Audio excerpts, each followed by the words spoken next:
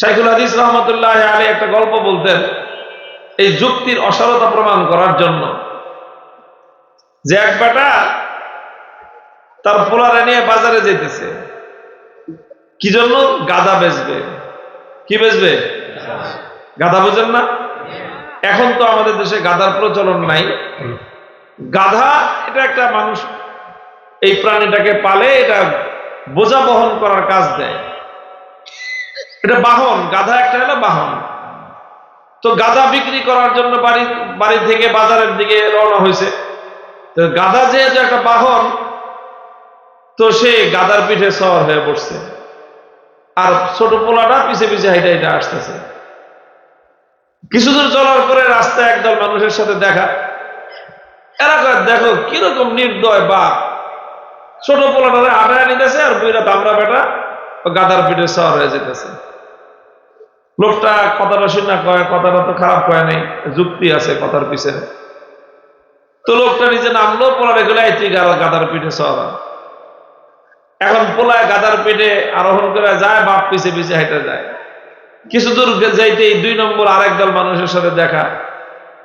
এরা দেখ কিরম বেদবের বেদব, পোলাটা নিজের বাপ পিছনে হেঁটে যেতেছে আর পোলা হইয়া গাধার পেটে সওয়ার হয়ে যেতেছে।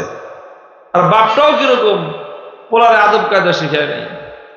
লোকটা বললো যে কথার মধ্যে যুক্তি আছে। তো পরে কি করবে? বাপ বেটা দুজন গাধার পেটে সওয়ার হয়ে গেছে। ছোট একটা গাধা, বাপ বেটা দুইজন এটার পিছে সওয়ার হয়ে যেতেছে। কিছু দূর যাওয়ার পরে 3 নম্বর গ্রুপের সাথে দেখা। দেখলে বাইরে ভাই, কিরকম নির্দয় পাষণ্ড মানুষ, একটা ছোট্ট গাধা অবলা প্রাণী, বাপ বেটা বাপ পুতে দুইজন এটার পিঠে আরোহণ করে পড়ছে। দয়া মায়া বলতে কিছুই নেই। লোকটা বলল কথার মধ্যে যুক্তি আছে। কি করবে এখন? বাপ বেটা দুজন নামছে, কারোরই সওয়ার হওয়ার দরকার নাই, চল দুজন হাইটে যায়, গাধাও হাইটে যায়। চলতেছে। এবার যে 4 নম্বর গ্রুপের সাথে দেখা, এরা তাকায় দেখা কয়, দেখ 3টা গাধা হাইটে যায়।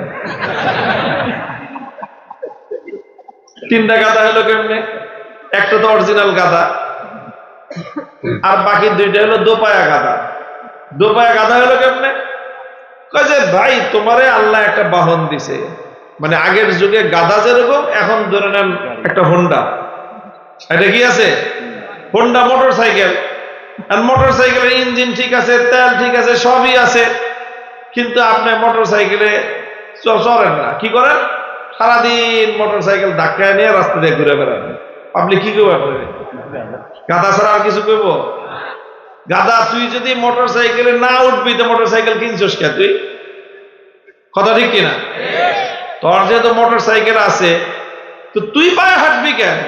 মোটর সাইকেলের চাক্কা ঘুরতেছে, তো তুই হাঁটবি কেন? তুই মোটর সাইকেলের উপরে উঠে ভয়। আর তোর যেহেতু গাধা আছে, হয় তুই আরোহণ কর পিঠে, না তোর পোলারে আরোহণ কর। এটা কিরকম হলো যে গাধাও হেঁটে যেতেছে, তো তোরাও হেঁটে যেতেছিস, তো তোরা তো গাধা না হলে হেঁটে যাবি কেন? তার বাপে চিন্তা করে যে কথার মধ্যে কি আছে? যুক্তি আছে। এখন তো মাথা গুলাই গেছে, করবো কি এখন? আরে কানাওলায় ধরছে। আমি প্রথমে একলা সওয়ার হইলাম নির্দয় বাপ, পোলারে সওয়ার করাইলাম, হইল বেয়াদব পোলা। 2জন একসাথে আরোহণ করলাম, দুজন হইলাম পাষণ্ড। দুজন গাধার থেকে নাইমা শেষ পর্যন্ত হয়ে গেলাম কি? এখন লোকটা করলো, এই গাধাটা লগে থাকলেই যাবে না, গাধাটা লগে থাকলেই ছেড়ে দিছে। মেজাজ খারাপ হয়ে গাধাটা ছেড়ে দিছে। গাধা তো খারাপ হয়ে নাচতে নাচতে জঙ্গলে চলে গেছে। এখন বাপ বেটা দুজন বাড়ি থেকে রওনা হয়েছিল গাধা বেচবে বাজারে গিয়ে, অর্ধেক রাস্তায় গিয়ে এই কাহিনী। এখন তো আর গাধাও নাই, গাধা বেচবে আর কি, খালি হাতে বাপ বেটা দুজন বাড়িতে ফিরে আসছে। এখন বাড়িয়ালি অপেক্ষা করতেছে যে গাধাটা বেচবে 10-12 হাজার টাকা। এই টাকাটা দিয়ে তার বিশাল প্ল্যান, অনেক কিছু কিনবে, এটা বানাবে, ওটা বানাবে, এই খাওয়াবে, দাওয়াত খাওয়াবে, অনেক কিছু প্ল্যান প্রোগ্রাম করে বাড়িতে বাড়িয়ালি বসে রয়েছে। এখন যখন তারা বাড়িতে ফিরছে, জিজ্ঞেস করছে গাধায় কয় টাকা বিক্রি হয়েছে, টাকা কই? এখন কি বলবে? এখন বাপ পোলার দিকে চায়, পোলা বাপের দিকে চায়। কিছুক্ষণ পরে পোলায় কয়, মা গাদা তো বাপে বেঁচে নেই। গাদা বেঁচে দিতে গাদা কই, তোরা তো খালি হাতে আইসস। কয় গাদা তো বেচতে পারি নাই। এই যুক্তির পাল্লায় পরে বাপে তো গাদা ছেড়ে দিছে, আর এই গাদা নাচতে নাচতে জঙ্গলে গেছে গিয়া। এই কথা শুই না বাড়িয়ারি ঝাঁটা চিনেন? ঝাড়ু কয়, ঝাড়ু ঝাঁটা। ঘরের ভিতর থেকে ঝাঁটা নিয়ে আসছে, বলছে বাপ বেটা দুজন জঙ্গলে যায় গাদা খুঁজা বাইর করে সেটা বাজারে নিয়ে বিক্রি করে টাকা নিয়ে বাড়িতে আসবা। এর আগে যদি বাড়িতে আসছো, ঝাঁটার বাড়ি একটা মাটিতে পড়বে। মোহতরম হাজিরিন, এটা একটা রূপক গল্প। সত্যিকার অর্থেই যারা কোরআন হাদিস বাদ দিয়ে যুক্তির পিছনে এইভাবে ছুটতে থাকে, যুক্তির পিছনে কখনো এই যুক্তি, কখনো ওই যুক্তি, কখনো 3 নম্বর যুক্তি, কখনো 4 নম্বর যুক্তি, যুক্তির পিছনে ছুটতে ছুটতে শেষ পর্যন্ত নিজের গন্তব্য হারাবে, শেষে নিজের কপালে ঝাঁটার বাড়ি ছাড়া কিছুই জুটবে না। ইসলাম যে সকল বিষয় নিয়ে গঠিত হয়েছে,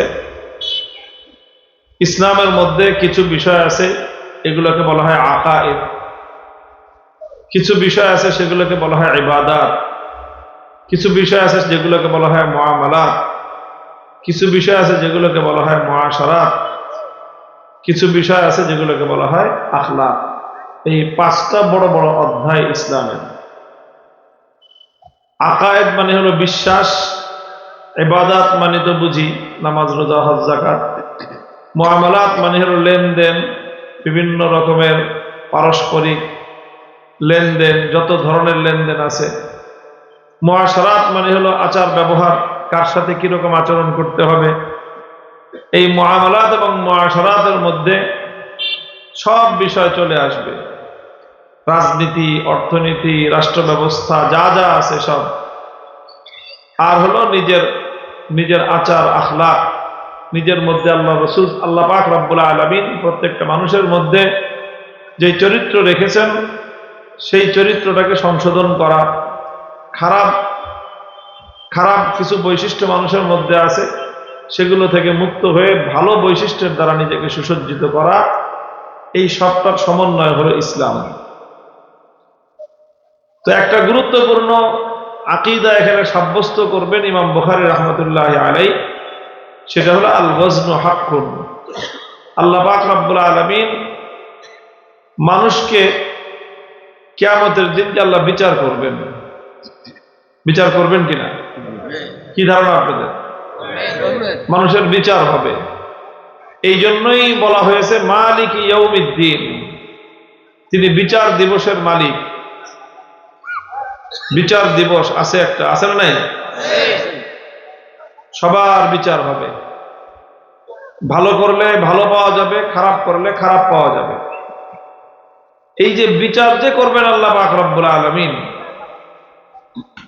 আল্লাহ চাইলে প্রত্যেকটা মানুষকে যেভাবে ইচ্ছা আল্লাহ সেভাবে একজনকে শাস্তি আর একজনকে পুরস্কার দিয়ে দিতে পারেন ইচ্ছা করলে, কিন্তু আল্লাহ সেটা করবেন না। বরং আল্লাহ প্রত্যেকটা মানুষের ভালো মন্দ দোনোটাকে যাচাই করে যার ভালো বেশি তাকে পুরস্কার দিবেন, যার মন্দ বেশি তাকে সাজা দিবেন। এখন কার ভালো বেশি কার মন্দ বেশি এটা কিভাবে যাচাই করবেন? এটা আল্লাহ পাক রব্বুল আলামিন কয়েকভাবে যাচাই করবেন। তার মধ্যে একটা হলো যে আল্লাহ মানুষের ভালো আমল এবং মন্দ আমল এই দুটোটাকে আল্লাহ পরিমাপ করবেন। কি করবেন? পরিমাপ বুঝেন? মানে মাপবেন। মাপা আছে না? কি দিয়ে মাপে? দাড়িপাল্লা ছাড়া কিছু মাপে না? আপনাদের এলাকায় রড মাপে কি দিয়ে? দাড়িপাল্লা দিয়া?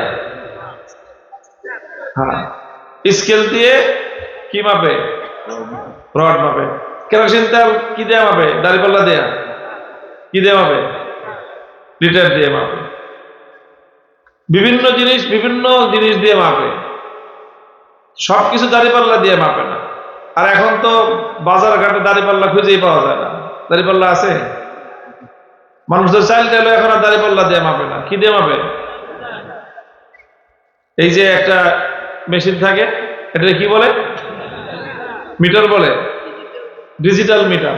এই ডিজিটাল মিটার দিয়েই তো মাপে।